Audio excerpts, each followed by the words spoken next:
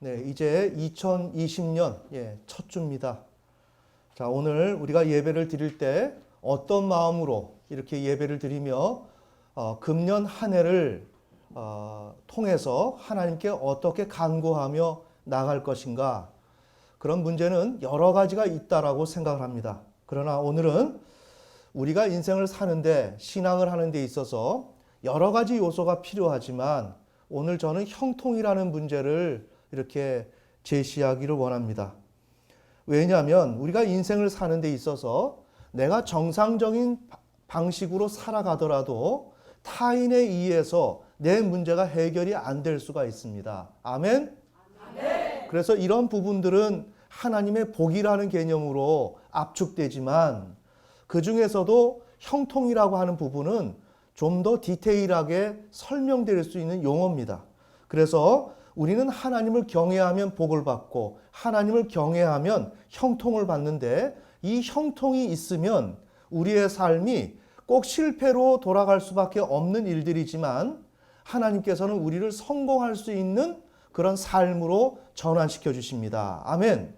아멘. 따라서 올 한 해 우리가 여러 가지를 구해야 되겠지만 오늘 첫 주에 다룰 수 있는 말씀은 우리가 형통을 소망하자, 형통을 기대하고 그것을 구하자. 아멘? 아멘. 네, 오늘 그 내용을 좀 살펴보시겠습니다. 자, 여기 보면 굉장히 간단한 도식인데 항상 제가 이렇게 인용을 합니다. 하나님이 있고 인간이 있는데, 자, 우리가 하나님을 경외하면 복을 받고 하나님을 진심으로 구하면 형통이 주어집니다. 자, 우리 잠언 28장 14절. 잠언 28장 14절.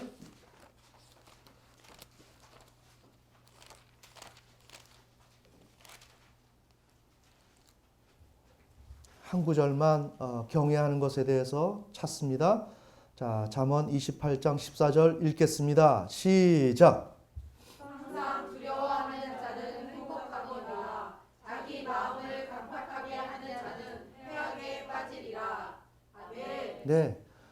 간단한 도식이어서 여러분이 자꾸 잊어버릴 수 있는데, 아니면 뭘 인생이 저렇게 간단해 라고 생각할 수 있지만, 많은 고생을 하고 숱한 인생의 실험을 하고 나서 돌아오는 게 이 지점입니다. 내가 하나님을 경외하면 모든 일이 다 잘 됩니다. 그래서 이것이 복음이죠. 아멘? 아멘. 그래서 하나님을 경외하면 이 복이 우리의 삶에 주어집니다. 그것은 우리가 생산할 수 있고 장수할 수 있고 번영, 성공할 수 있다라고 하는, 우리의 인생은 모든 게 복이라고 하는 기름이 쳐져야만 우리의 삶이 부요해진다. 아멘? 아멘. 자, 그래서 우리가 경외하면 복이 온다. 자, 열왕기상 2장 3절.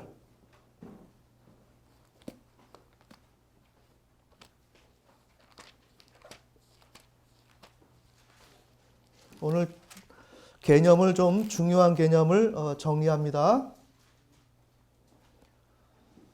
자, 열왕기상 2장 3절. 자, 읽겠습니다. 시작. 모세의 율법에 기록된 대로 주 내 하나님의 책무를 지켜 그분의 길들로 걸으며 그분의 법규와 명령과 판단의 법도와 증언을 지키라. 그리하면 내가 하는 모든 일에서 또 내가 어디로 향하든지 형통하리라. 아멘. 네, 잘 보세요. 이제 신앙의 눈을 떠야 합니다. 신앙의 눈을 뜨면 인생이 재밌어집니다. 아멘. 아멘. 자, 모세의 율법에 기록된 대로 주 내 하나님의 책무를 지키고 하나님이 말씀하신 그 길들로 걸으며 하나님의 그 법규와 명령, 그 말씀을 따라서 살아라. 그렇게 되면 형통해진다 라고 이야기한 것은 무엇이냐? 이러한 문자 그대로 이것을 또박또박 그냥 지키는 것을 지금 말씀하시는 것인가? 아니다. 하나님을 진심으로 구하라는 내용입니다. 천천히. 하나님이 내게 너무나 필요하다는 내용입니다. 나의 인생에 하나님이 없으면 안 됩니다. 그러기에 하나님의 그 명령을 나는 철저히 지켜야 합니다. 이런 의미에서 지금 명령을 지키라고 하는 거예요. 즉 하나님을 경외해야 한다고 하지만 여기서 약간 스펙트럼이 다릅니다. 하나님을 구하는 것입니다. 진심으로 구하는 것입니다. 우리가 하루에 이제 눈을 떴습니다. 하나님을 사모하는 것입니다. 하나님, 오늘 내 삶에 함께 해주세요. 하나님, 나에게 형통함을 주세요. 아멘. 아멘. 그런 마음으로 하나님 앞에 나아가는 것입니다. 그렇게 되면 형통함이 주어진다는 거예요. 매우 지금 중요한 개념을 얘기합니다. 시편 1편.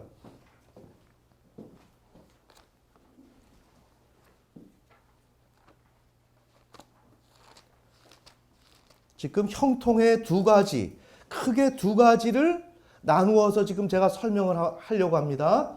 자, 시편 1편. 여기에서도 하나님의 그 말씀을 따라 살게 되면 형통이 주어집니다. 자, 시편 1편 1절에서 6절까지 읽겠습니다. 시작. 경건치 아니한 자들의 계획대로 걷지 아니하고 죄인들의 길에 서지 아니하며 조롱하는 자들의 자리에 앉지 아니하는 사람은 복이 있나니 그는 주의 율법을 기뻐하며 그분의 율법을 밤낮으로 묵상하는도다. 그는 물 있는 강가에 심은 나무 곧 제철에 열매를 맺는 나무 같으며 그의 잎사귀 또한 시들지 아니하리로다. 그가 하는 것은 무엇이든지 형통하리로다. 경건치 아니한 자들은 그렇지 아니하며 오직 바람에 날리는 겨와 같도다. 그러므로 경건치 아니한 자들이 심판대에 서지 못하며 죄인들이 의로운 자들의 회중에 들지 못하리니 의로운 자들의 길은 주께서 아시나 경건치 아니한 자들의 길은 망하리로다. 아멘. 네, 우리 개역성경 버전은 복 있는 자는 악인의 길을 쫓지 않고 죄인의 길에 서지 아니하고 오만한 자의 자리에 앉지 아니하고 하나님의 율법을 즐거워하며 묵상하는데 이러한 사람은 시냇가에 심은 나무가 시절을 쫓아 과실을 맺으며 잎사귀가 마르지 아니함 같이 모든 행사가 형통해진다. 자, 이 내용인데 이와 같이 열왕기상 2장 3절과 크게 시편 1편에서 둘 다 하나님의 말씀을 사모하면서 묵상하며 지키고 나아가는 신자를 지금 상정하고 있습니다. 아멘. 아멘. 그런데 여기서 동일하게 형통이 주어집니다.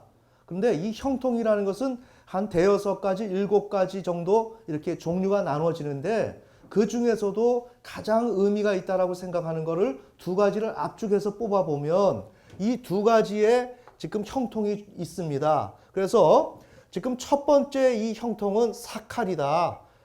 SAKAL, 사칼인데 지금 우리가 형통이라고 하면 모든 일이 잘 되는 거 아니겠습니까? 자, 그렇지만 그 형통이라고 하는 것은 모든 일이 잘 되는 거지만 그건 표면적인 것이고 양자를 분별하는 것, 형통이라고 하는 것, 양자를 분별하는 것이 형통이라는 거예요.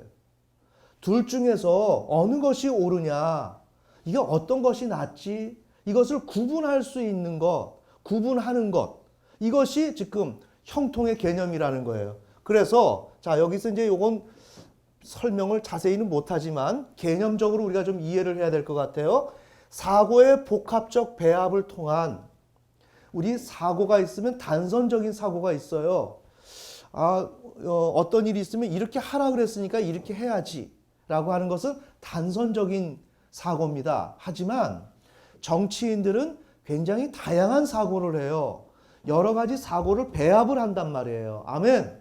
아멘. 우리 인생을 사는데 배합을 할 줄 알아야 돼요. 그러니까 고지고대로 사는 것은 정직한 맛은 있지만 그렇게 살면 인생이 형통하지를 못해요. 아멘. 아멘. 바로 그런 의미에서의 형통이라는 거예요. 무엇이 사칼이? 우리의 인생은 형통해져야 됩니다. 내가 노력한 것만큼으로 이루어지질 않아요.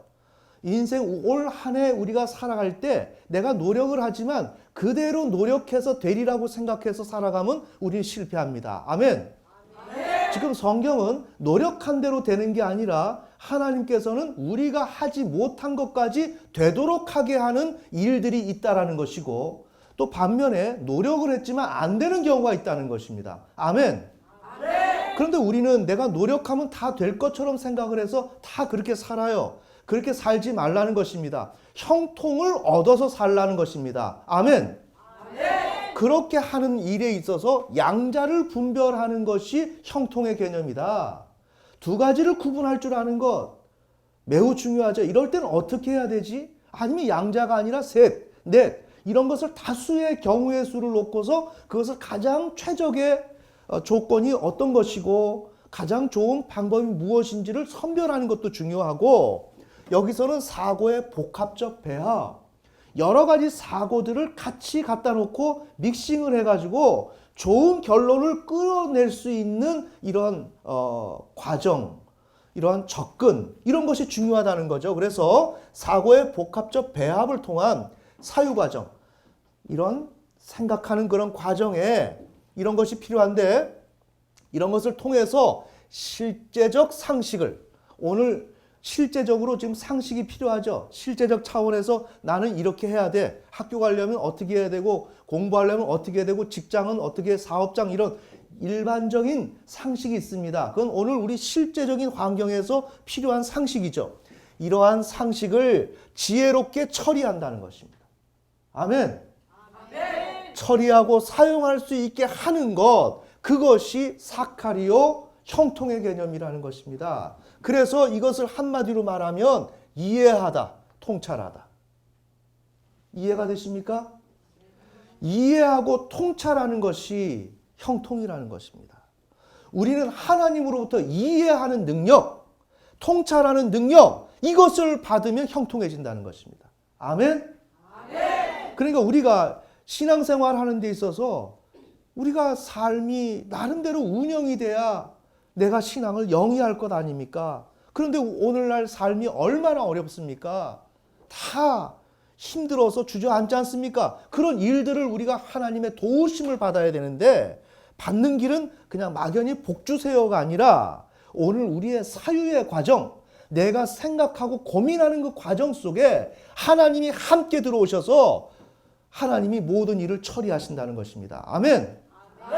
그런데 그 과정은 먼저 이해하는 능력, 통찰하는 능력을 주셔서 문제를 풀어 가신다는 것입니다. 아멘. 자, 우리 잠언 19장 11절 봅시다.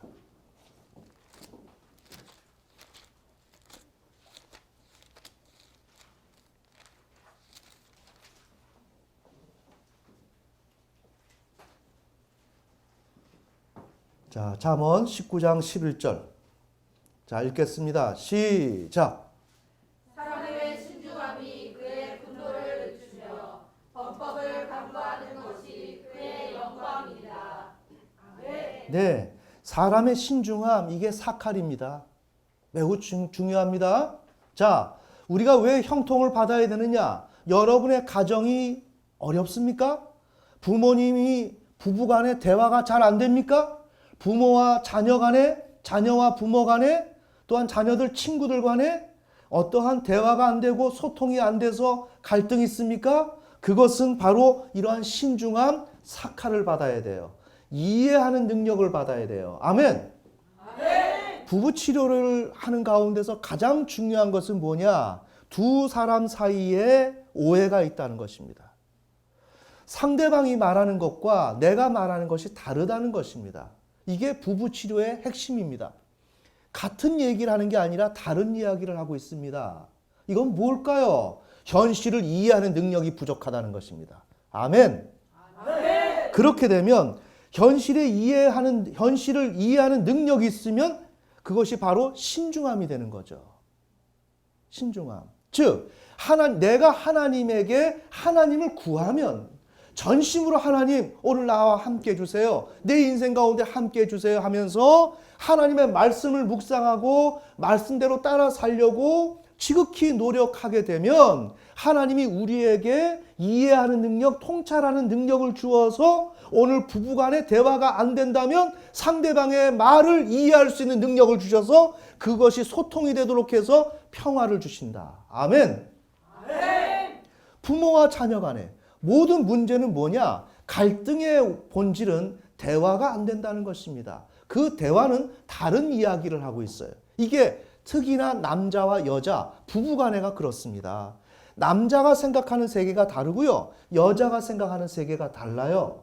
그러면 이 다른 이 세계를 우리는 그대로 놔둔 상태 속에서 맞아 들어가기를 원하지만 그렇게 되질 않아요. 여기에는 그것을 뛰어넘어서 객관의 세계에서 내려다보면서 아하, 이건 이런 것이구나라고 어떻게 해요?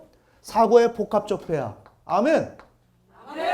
이런 것을 통해서 오늘 현실을 이해하는 능력이 있을 때 그 파트너와의 대화가 무난하게 이해가 되는 거예요.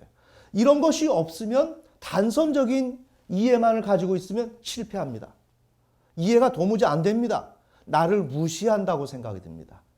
결론이 그렇습니다. 다 무시입니다. 부모가 자녀를 무시하는 것 같고 자녀가 부모의 말을 듣지 않으면 무시당하는 것 같고 남편이 아내가 잘 따르지 않으면 나를 무시하는 것 같고 또한 남편이 아내의 말을 듣지 않으면 나를 무시하는 것 같고 내가 살림만 사니까 나를 어떻게 보는 거야? 이렇게 무시받는다라고 생각하는 거예요. 이 문제는 이해의 능력이 내게 와야 하는데 이것은 사칼이다. 이건 하나님으로부터 오게 될 때 내 가정에 예를 들어 관계에 문제가 해결이 된다. 아멘. 그래서 경험론적으로 보면 우리가 신앙을 하다 보면 어떤 일이 있어요? 하나님의 은혜가 주어지게 되면 그 예전에 없던 소통이 일어나기 시작합니다. 왠지 모르게 대화가 되고 가정의 분위기가 조금 더 좋아지고 이게 뭐냐? 우리들의 노력도 있지만 그 노력을 주관하시는 분은 하나님인데 그것은 이해하는 능력, 통찰하는 능력을 우리가 하나님을 경외하는 삶을 살아가게 되면 하나님이 우리의 생각을 좌지우지하시면서 개입하시어서 우리에게 그것을 주시어서 서로를 이해할 수 있는 화목한 가정으로 만들어 가시는 것입니다. 아멘. 이건 제가 정신분석을 하면서 신학을 하면서 이것을 많은 고민하는 끝에 성경적인 해답은 무엇일까라는 것을 많이 연구하는 과정 속에서 이러한 단어를 제가 발견한 것이었습니다. 아멘. 조금 와 닿습니까? 네, 이런 과정으로 가야 합니다. 자, 우리 잠언 19장 14절. 잠언 19장 14절. 자, 읽겠습니다. 시작.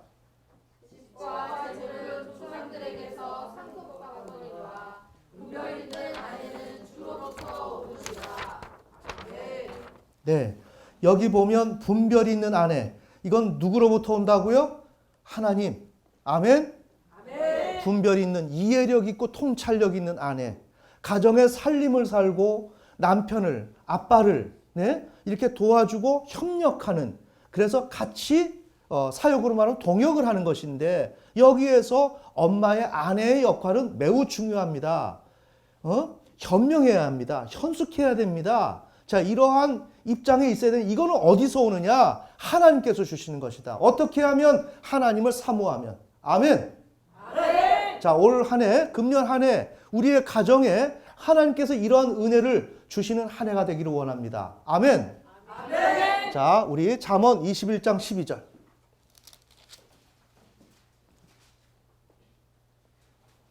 자, 읽겠습니다. 잠언 21장 12절 읽겠습니다. 시작.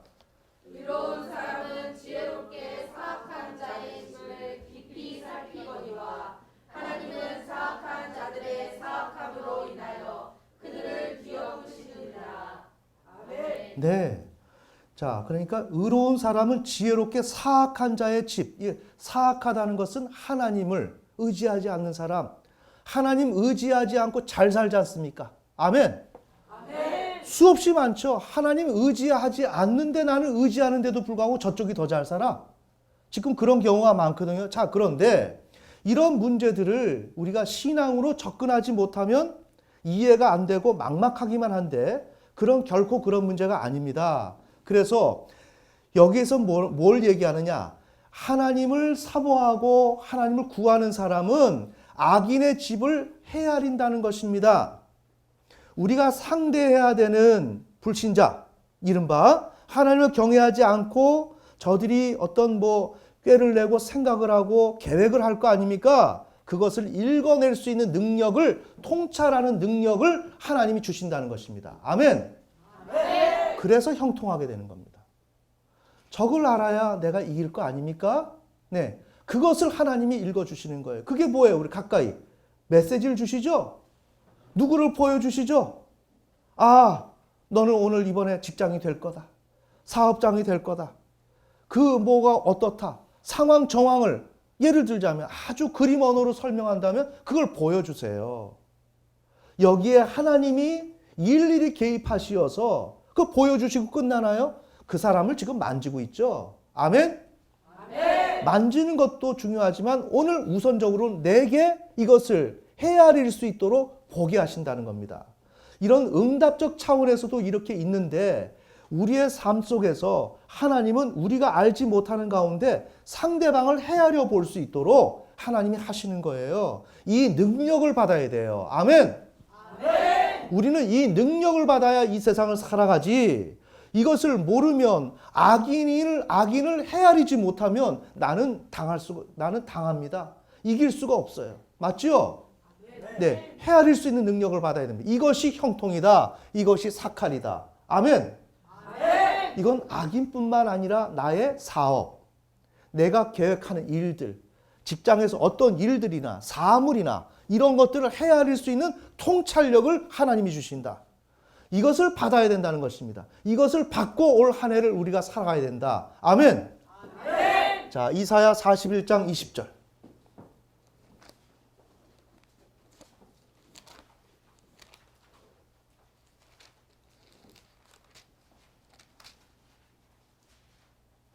자, 이사야 41장 20절. 자, 다 같이 읽겠습니다. 시작. 이로써 주의 손이 이것을 이루고 이스라엘의 거룩한 이가 그것을 창조한 것을 그들이 보고 알며 깊이 생각하고 함께 깨달으리라. 아멘. 네, 여러분 하나님을 알고 싶죠? 여러분이 하나님을 보다 더 알아서 정말 목사님이 창조주 하나님 그리는데 그게 나에게 정말 피부 깊숙이 느껴지기를 원해요 라는 마음이 있을 겁니다. 이렇게 할 때는 어떻게 해야 되느냐? 하나님을 구해야 합니다. 전심으로 구하면서 아직 나는 몰라요. 말씀대로 따라 살아야지. 그러면서 주일 성수, 기도 생활, 내 행동 거지 이런 것을 반듯하게 해나가야 합니다. 이게 신앙의 원칙입니다. 이것을 먼저 고쳐야 돼요. 그게 바로 하나님의 말씀을 묵상하는 거죠. 그리고 그거 말씀대로 따라 사는 거죠. 하나님이 말씀하신 그 주의 길대로 가는 거죠. 아멘.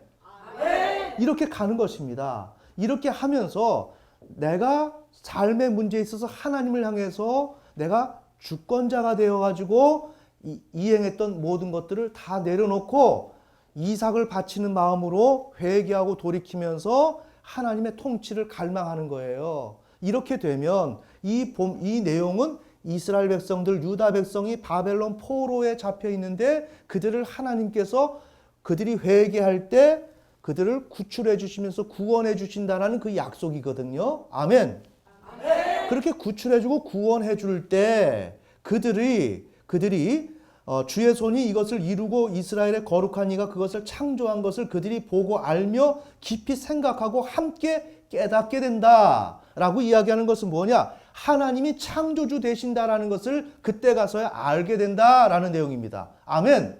아멘. 그러니까 하나님을 알게 되는 것은 하나님의 역사를 보고 알게 되는 거예요. 맞죠? 아하, 이거는 인간이 할 수 있는 일이 아니야. 하나님이 이렇게 계시네. 이러면서 우리가 하나님을 알아요. 그러면 하나님을 알기 원한다면 그냥 나 알기 원해요. 이렇게 있으면 안 된다는 것입니다.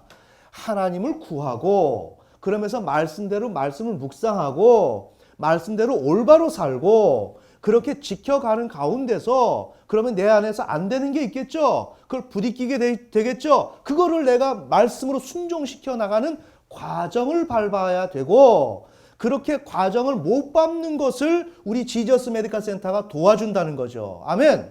아멘. 왜 부부간에 부모와 자녀간에 어떻게 이런 문제가 생기나요? 이거 나 안 돼요. 라고 하는 것을 도와준다는 거죠. 그것을 도와줘서 실행할 수 있도록 도와줘서 나가게 되면 하나님께서 언젠가는 우리의 회개의 기도를 들으시고 하나님이 역사를 하시는 거예요. 역사를 하시게 되면 아하, 하나님이 이렇게 계시는구나. 이렇게 역사하시는구나. 이분이 하나님이구나. 그 행위를 보며 하나님의 역사하심을 보면서 우리는 하나님을 깨닫게 된다는 것입니다. 즉 우리가 이렇게 하나님을 전심으로 구하면 하나님을 알 수 있는, 이것도 통찰이죠. 아멘.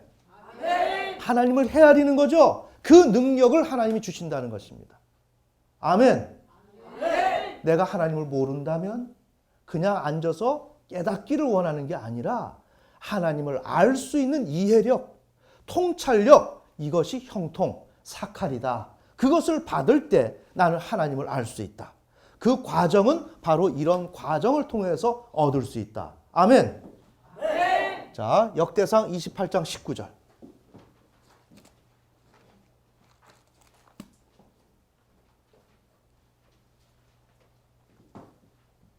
자, 역대상 28장 19절, 페이지 679페이지. 자, 읽겠습니다. 시작. 다윗이 이르되 주께서 자신의 손을 내 위에 얹으사 기록해 주심으로써 나로 하여금 이 모든 것, 즉 이 양식을 따른 모든 일을 깨닫게 하셨느니라. 아멘. 네, 이 말은 다윗이 솔로몬에게 성전 건축을 지금 지시하는데 성전을 어떻게 건축해야 되는지에 대한 식양, 그런 내용들을 알아야 할 것 아닙니까? 그런데 이런 것은 뭐예요? 우리가 하나님 앞에 받은 사명을 완수하는 데 있어서 사명을 완수해야 우리가 구원을 얻는데 사명을 완수하려는데 내가 어떻게 해야 될지를 모르는 거예요. 이렇게 될 경우에 어떻게 되냐? 하나님을 구해야 한다. 그러면 사칼이 오게 되는데 그건 여기서 보는 대로 주께서 자신의 손을 내 위에 얹으사, 이건 하나님이 내게 임하셨다는 것입니다. 아멘.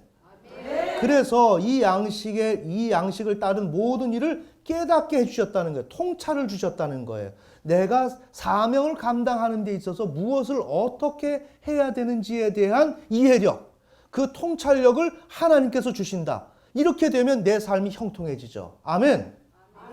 그러니까 종류별로, 그러니까 지금 우리가 형통이라고 하는 것은 그냥 무작정 일이 잘 된다라고 하는 개념으로 볼 수가 있지만 그런 식으로 이루어지는 게 아니라 이렇게 구체적으로 지금 성경은 말씀하고 있다는 것입니다.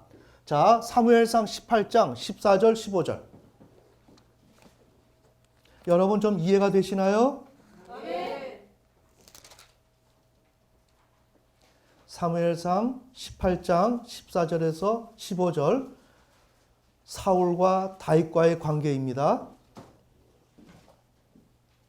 자, 오늘 이런 시간을 통해서 형통이라는 개념이 무엇인지를 우리가 분명히 정리를 해야 됩니다. 하나님, 나에게 통찰력과 이해력을 주옵소서. 내가 마주하는 이 현실을 충분히 읽어낼 수 있는 능력을 주시며 그 모든 것들을 하나로 조합을 해서 보다 더 나은 결과를 얻을 수 있는 지혜로운 그런 형통한 사람이 될 수 있도록 인도해 주옵소서. 아멘. 아멘. 자, 사무엘상 18장 14절 15절 읽겠습니다. 시작. 다윗이 자기의 모든 길에서 지혜롭게 행동하니라. 주께서 그와 함께 계시니라. 그러므로 그가 매우 지혜롭게 행동하는 것을 사울이 보고 그를 두려워하였으나. 아멘. 네, 여기서 다윗이 자기 모든 길에서 지혜롭게, 지금 통찰력 있게 행동했다는 거예요.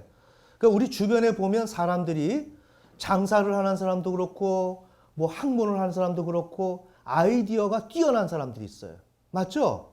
그래서 제가 예전에 어떤 일을 하게 될 때 주변에서 본 일이지만 주변 가까이에서 이렇게 장사를 영업을 하는 사람이, 보통 사람들은 혼자서 자기가 물건을 사다가 거래처에서 사다가 그것을 팔고 이런 관계를 하지 않습니까? 근데 이 사람은 굉장히 뛰어났어요. 그 시대에 사람을 모아가지고 같은 돈이지만 100원이면 100원씩 모아서 10명을 만들어요. 만들어서 그 업체에 가서 10명 걸 한꺼번에 주문하는 거예요. 한꺼번에 주문하니까 원가가 줄어들겠죠? 줄어듭니다. 줄어드니까 경쟁력이 있겠죠? 좋은 물건을 싸게 사가지고 납품을 하니까 먼저 이 사람 물건을 받아주겠죠? 그래서 성공을 했어요. 자, 이게 뭐냐? 생각. 네? 다윗이 그랬단 말이에요.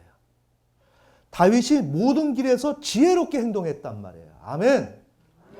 여기에서 사고의 복합적 배합을 잘 이루어낸 거예요. 매우 중요합니다. 우리 어린아이들 하나의 생각밖에 모르잖아요. 우리 학생들 그냥 뭐 하면 되겠지. 뭐 나는 열심히 했는데 안 돼. 뭐 그냥 이야기가 그냥 이렇게 몇 단어도 안 돼서 그냥 이야기가 그냥 단절되고 말아요. 이야기가 너무 짧고 단선적이잖아요. 이야기가 풍부해야 돼요. 내용이. 아멘.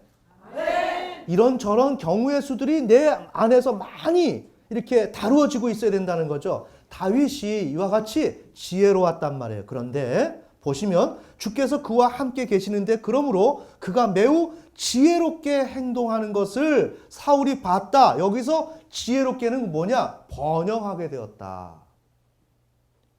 사칼이 여기에서 번영이라는 의미도 있다는 겁니다. 번영하게 한다. 응? 그러니까 지혜롭게 하면서 제가 금방 예화를 든 것처럼 그렇게 지혜롭게 하니까 번영이 되죠. 우리가 사업을 해서 성공을 하기를 원한다면 이 지혜를 받아야 되는 거예요. 아멘. 아멘. 이것을 하나님이 보여주시기도 하고 어떻게 하라고 하는 거. 그 다음에 또 우리의 순간순간 사람을 만날 때마다 그 지혜를 하나님이 넣어주신단 말이에요. 아멘. 아멘. 그래서 사울이 여기서 두려워했던 거예요. 이게 무슨 내용이냐? 하나님이 무언가 모르게 초월적인 능력이 옆에 있는 가까운 사람에게서 나타나고 잘 돼. 저건 이상해. 저건 누가 함께 하나? 이때 주눅이 드는 거예요. 알겠습니까? 이게 무서운 겁니다. 시기 질투도 나고요. 그러나 그것은 빼앗을 수가 없는 거예요. 하나님이 함께하는 거. 그러면 하나님이 함께하는 일들이 거저됐냐? 아니라고. 아니라고요. 하나님이 함께하시는 일들이 거저되느냐? 콩 심어야 콩이 나는 겁니다. 아멘. 아멘. 그것은 주님을 하나님을 사모하고 구해야 하는 것입니다. 날이면 날마다 제가 은사를 처음에 받을 때 기도한다고요. 하나님 영광 보고 싶다 그래가지고 앉아가지고 2-3시간을 눈 감고 앉아서 그 영광이 나타나니까요. 하나님을 사모하면 내 눈앞에서 펼쳐지는 겁니다. 그걸 사모님한테 배웠죠. 그래서 그것을 날이면 날마다 했어요. 왜? 하나님을 사모하니까. 아멘. 우리에게 그런 사모함이 있느냐 말이에요. 하나님의 권능과 능력에 대한 사모함. 여러 가지 것들. 그런데 신앙생활 하다 보면 어떻게 됩니까? 그것이 귀해 보이질 않고 그냥 무덤덤하게 넘어간단 말이에요. 그러면 안 돼요. 자, 하나님을 사모하다 보니까 이렇게 지금 다윗이 하나님으로부터 통찰력, 이해력을 받게 되고 따라서 번영의 역사가 나타나는 것입니다. 아멘? 아멘. 자, 이와 같이 형통의 개념 한 가지를 살펴봤어요. 근데 형통이 이것만 있냐? 그렇지가 않죠. 지금 우리가 읽었던 두 번째 사례, 지금 시편 1편입니다. 이건 뭐냐? 하나님의 말씀에 묵상을 하는데 시냇가에 심은 나무에 시절을 쫓아 과실을 맺는다. 모든 게 잘 되는 겁니다. 근데 조건이 어떻게 되죠?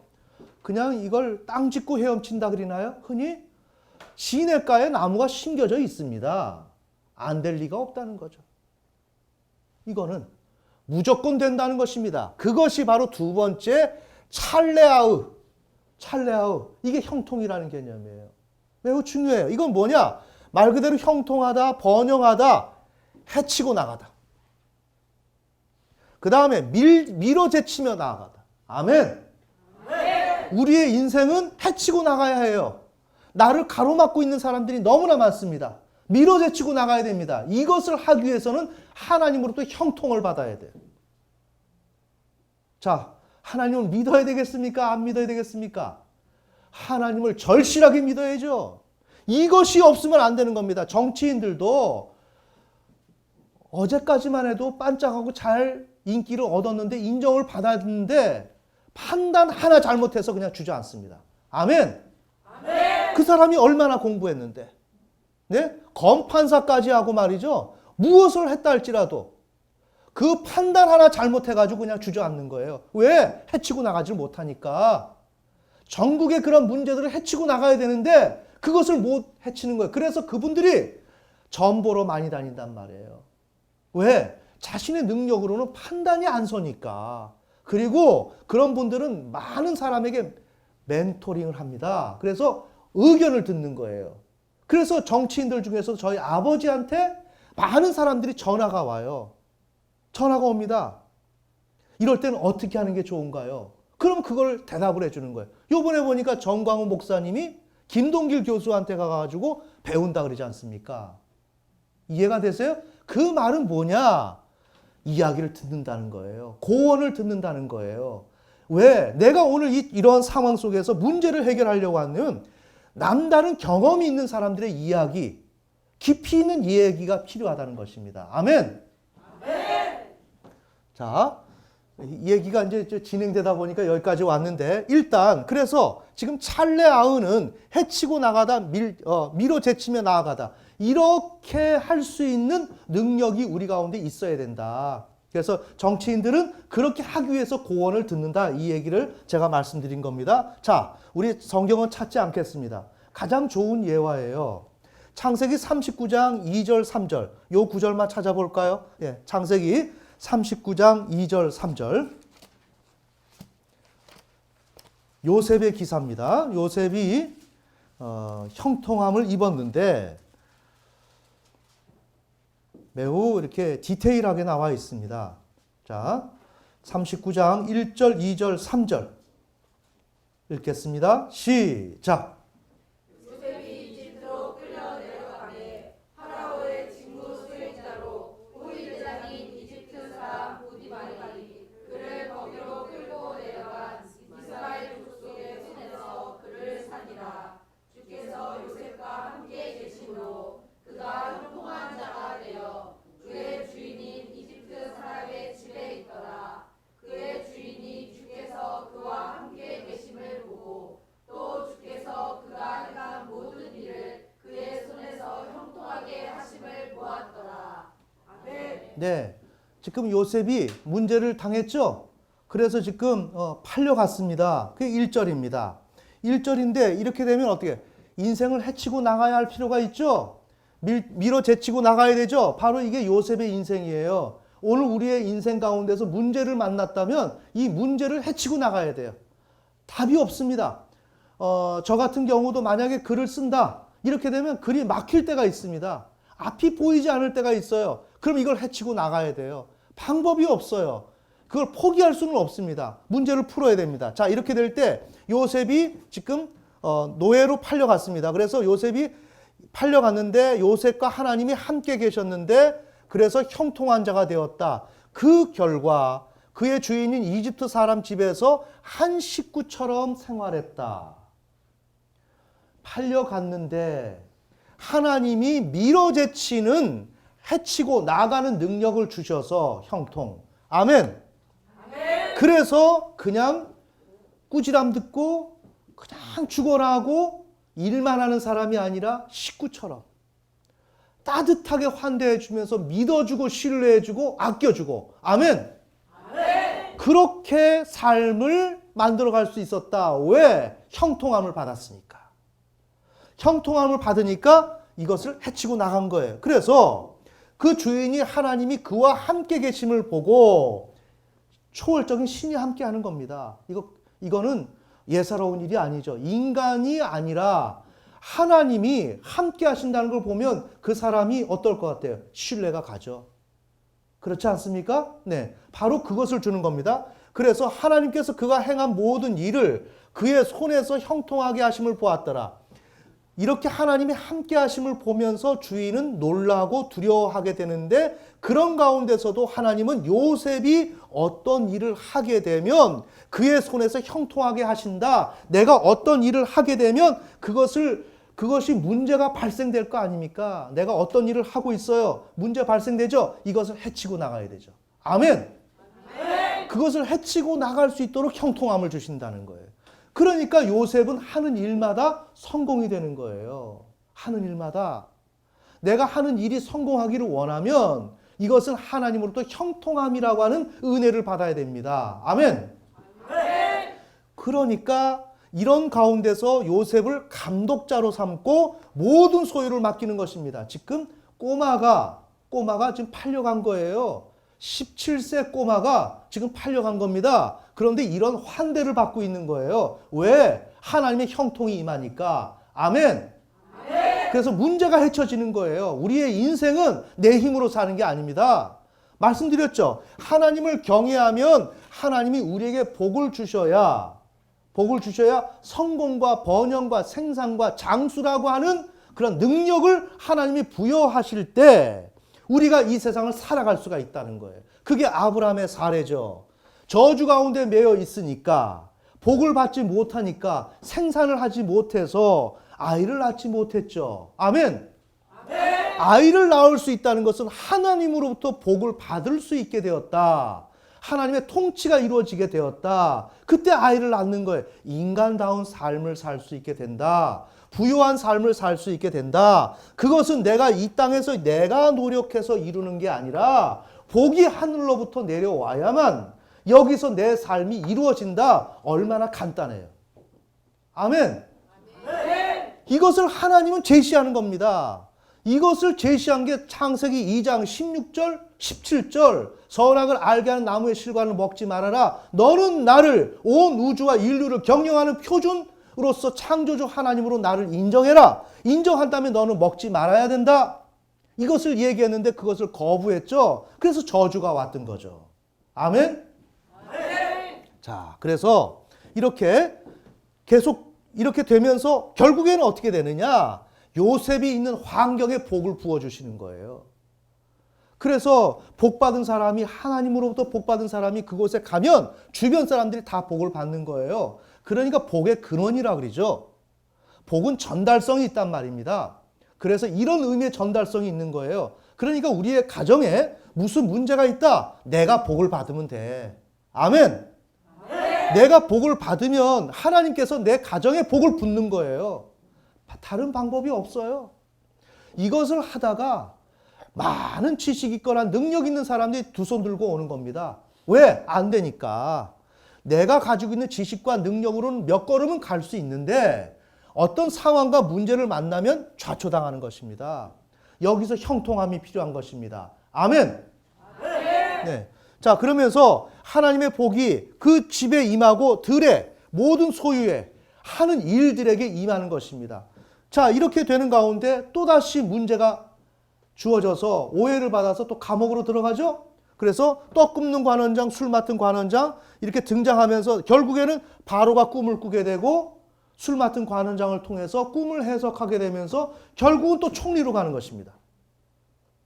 이것은 하나의 성경에 그냥 이야기거리로 나온 게 아니라 이건 하나님의 창조의 역사, 통치의 역사, 통치의 그 내용, 그 면목을 여실히 보여주는 내용입니다. 아멘. 아멘. 자, 오늘 좀 내용이 좀 이해가 되셨나요? 아멘. 우리가 사는 길은 잘 생각해 봅시다. 우리가 노력하지 않습니까? 노력하는데 그건 의미가 없어요. 노력은 매우 우리가 지금 하지만 내가 봐도 자세히 보면 평가를 해보면 별로 이거 가지고 될 것 같지 않아요. 우리가 봐도 그래요. 근데 이 노력은 하나의 상품인데 가지고 나가서 경쟁력이 있느냐 살펴보면 답이 안 나와요. 우리가 생각해봐도 그렇습니다. 그런데 성경은 지금 우리가 우리의 노력으로 사는 것은 그건 답이 안 나오고 인간이 살 길이 아니다. 하나님을 절대적으로 경외하며 그분을 믿고 따라가야 된다. 아멘. 아멘. 그래서 내 열심으로 살아가려고 하면 안 된다. 자, 열심으로 살지 아니하고 하나님의 뜻대로 산다면 안 될 게 없다. 이것을 지금 요셉의 사례를 통해서 하나님이 보여주시고 여기에서 사칼이라고 하는 이 형통 이것을 통해서 우리의 일상에서 하나님이 어떻게 우리 사유체계 가운데까지 들어오셔서 역사하시는지, 이렇게 됨으로 인하여 형통한 삶을 살 수 있게 된다는 것을 하나님이 분명히 말씀해 주시는 거예요. 아멘. 근데 문제는 뭐냐?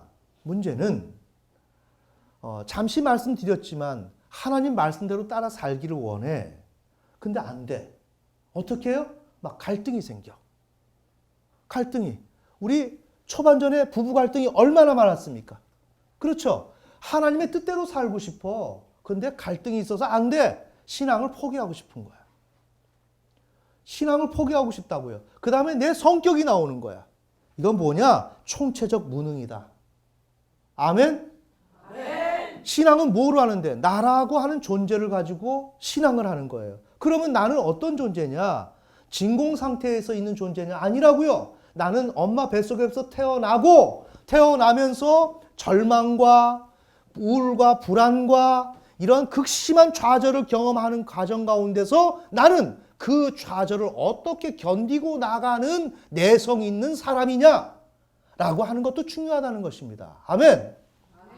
그 다음에 부모와의 그 관계 속에서 이 문제를 어떻게 풀어갈 수 있는 능력이 내게 내재되어 있느냐? 네? 얼마나 인내력이 있느냐? 얼마나 추진력이 있느냐? 얼마나 끈기 있게 소망을 가지고 나가는 그러한 점성이 있느냐? 문제가 있으면 그냥 떨어져 나가는 그런 게 아니라 이런 모든 것들, 이런 것이 있어야 그나마 하나님을 구할 수가 있다는 거죠. 아멘.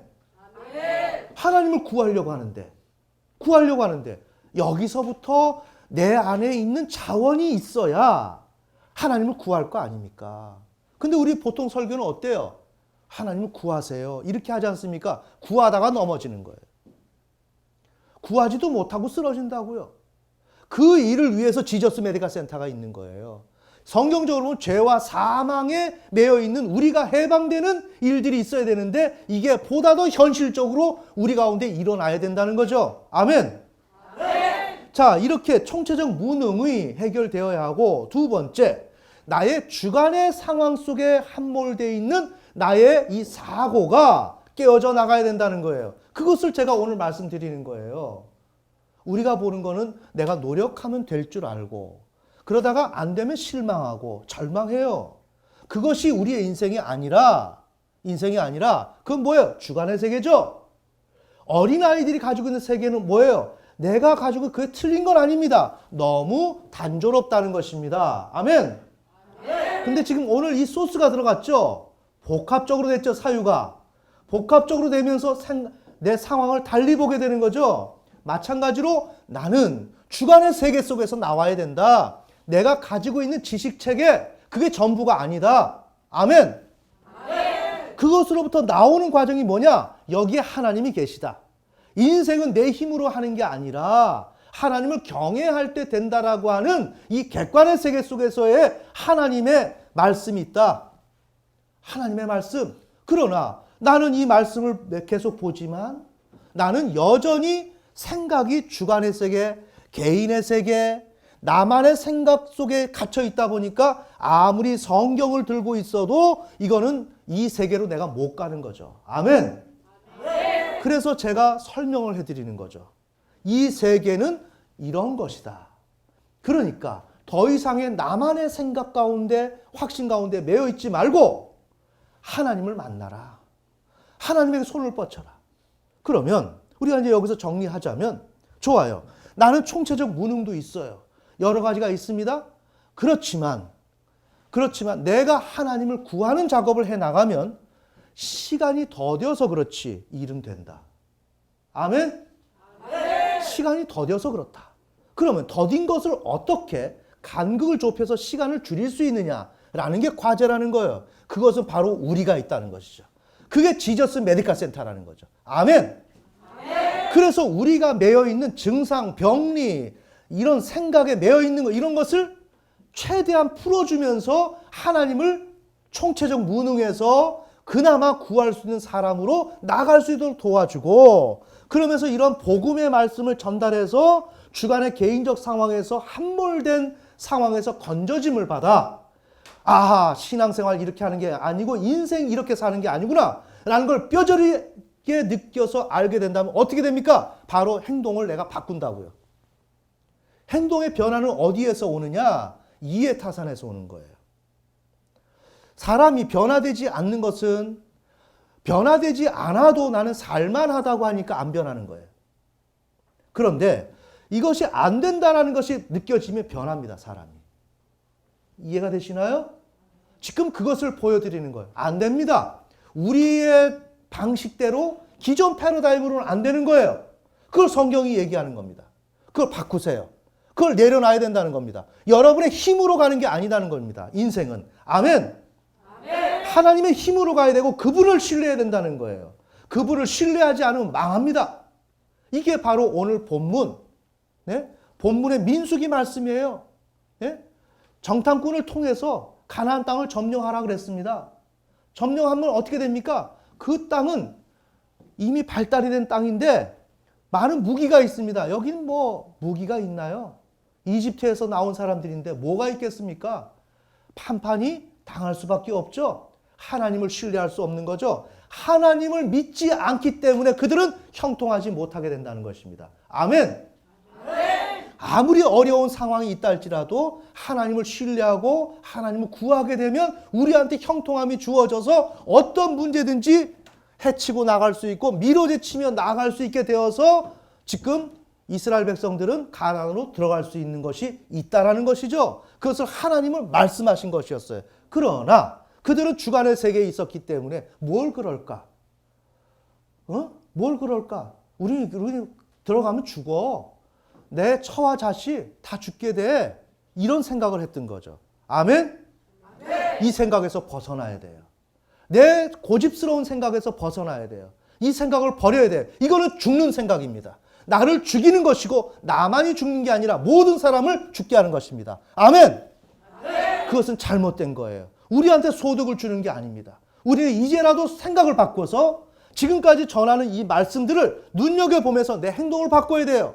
올 한 해부터 말하는 거, 우리 한 해 끝나기 전에 우리의 악한 생각 말씀드렸죠. 우리가 생각하는 그것을 가지고 하나님이 심판하신단 말이에요. 오히려 하나님이 우리를 너무 옥죄는 것 아닌가라고 할 수 있지만 이건 감사합니다. 막연히 저 멀리 계신 하나님이 내가 그냥 지극한 마음을 가지고 이렇게 하면 복 주실까? 이건 답답한 노릇입니다. 아멘. 근데 하나님은 구체적으로 너 생각 똑바로 해. 너 이것 때문에 안 되는 거야 라고 말씀하신다면 세상에서 우린 다른 것도 더 해보려고 노력하는 사람들인데 왜 못하냔 말입니다. 왜 못하냐? 하나님에 대해서 거부감을 갖지 마라. 죽는다 그러다가. 왜? 인생은 그렇게 사는 게 아니니까. 아멘. 그래서 올 한 해도 하나님이 우리 교회에 좋은 메시지를 주셨어요. 하나님의 은혜 가운데. 그런 걸 믿음과 소망을 가지고 나아가는 거죠. 그건 뭐냐? 하나님의 진리의 말씀이 전달되니까 하나님의 뜻에 부합한 거예요. 아멘. 하나님의 뜻에 부합하면 오늘 만난 이 문제들은 다 해결됩니다. 눈 녹듯이 해결되는 거예요. 그 역사가 오늘 올해 2020년도에 한번 우리 교회 가운데서 일어나게 한번 만들어 보자 이겁니다. 아멘. 우리 다 같이 하나님을 전심으로 구해서 하나님 말씀대로 잘 따라서 다른 방법 말고 이 복음의 진리의 방법대로 살아서 모두가 응답받는 한 해가 되기를 원합니다. 네, 기도드리겠습니다.